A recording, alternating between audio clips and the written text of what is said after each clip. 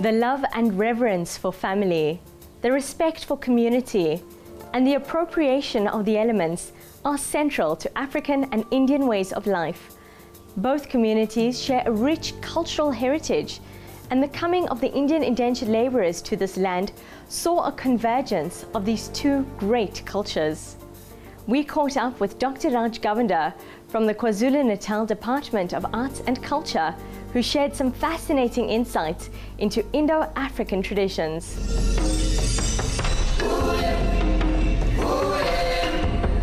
When these communities came to South Africa from India as indentured laborers, they came here and they intermingled with other people, so there was an evolution of new forms. For example, cuisine.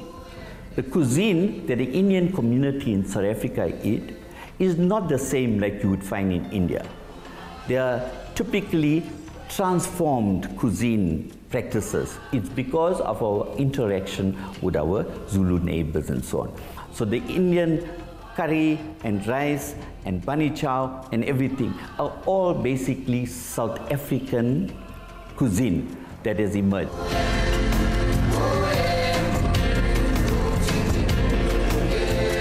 In South Africa, you find that the Zulus, in every event, celebratory event, there is a dance form or a musical form, and the entire community takes part in that.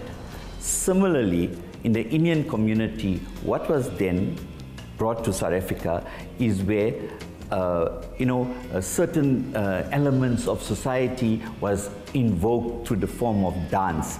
And we had, for example, the Tirukutu, where it was like a village dance music play type of activity, where certain important events were described in the form of dance, etc. Now that was very, very important because it was appealing to the people. Rather than sitting and listening to a lecture, it was performed in the form of a dance and music. And that is typically the same in the Zulu community. When it comes to a wedding, for example, you'll find the entire, whether it's at the bride's home or the bridegroom's home, you'll find dance plays a very important role in music, drumming, etc. And that is exactly the same in the Hindu community.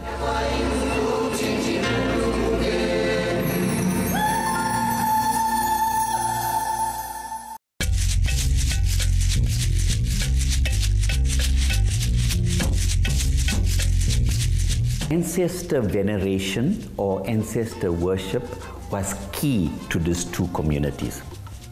In a Zulu, for example, as mentioned, the ancestors are always communicated with in order to inform the ancestors of new beginnings or new activities and so on. And in order to do that, they even light an impepo that they light, and it gives an essence or a odor that is very, very different to normal daily odors. Now that odor dispels all the things that are presently, and it only focuses on one, and that is why it is a means of communicating with their ancestors. Now in a typical Zulu homestead in a rural areas, you'll find one hut dedicated to their ancestors. Now coming to the Indian community, ancestor worship was paramount even before deity worship.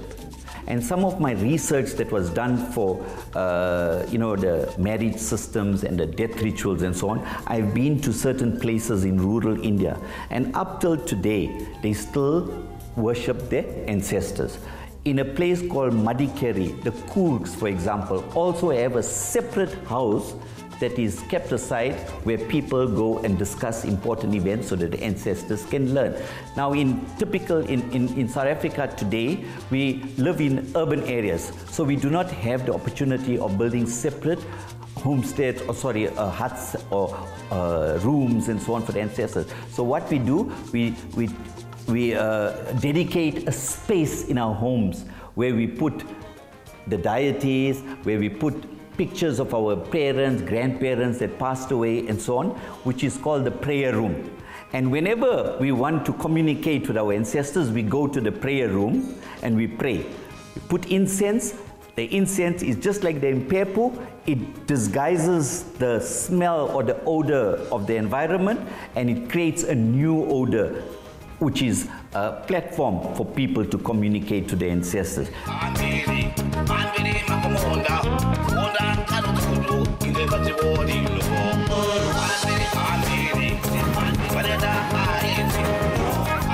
Focusing on the Zulu culture and the Hindu culture, you find that every time there is an activity, they will take water and sprinkle it on the gifts or on the clothing that they need to wear for a wedding or whatever, or if there's a corpse in a coffin, they will take water and sprinkle it, you know. That is exactly what is done in the Hindu community. They will take darba grass, take water, and they'll sprinkle it on the food, or they'll sprinkle it on the photographs, or they will sprinkle it around somebody's head, you know, in order to purify. Right? It is more done for purification processes. So both the Hindu and Zulu cultures place a lot of emphasis on the importance of water.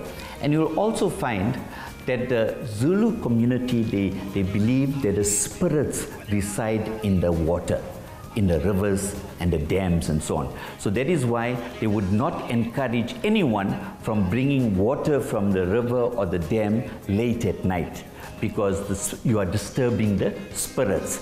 Similarly, we do prayers at the rivers and so on. Kanima, for example, a Kanima prayer, the 7 fairies who we believe resides in the water. Light also plays a very important role in both the Zulu and Indian culture. For example, when you go to a home, in a Zulu home, when somebody passed away, you'll find them lighting a candle. The light is to eliminate the darkness that have befallen the family in view of the fact that the person is deceased.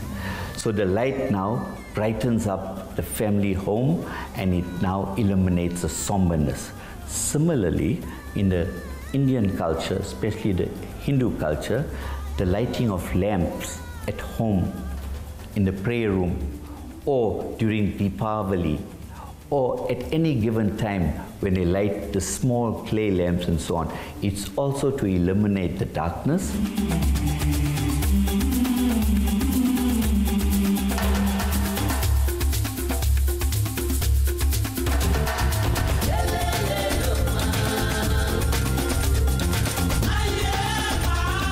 And there are many other similarities between Hindus and Zulus. We need, in South Africa, to go and research more into these things, because if, for example, we know more about these cultures, then we understand each other better.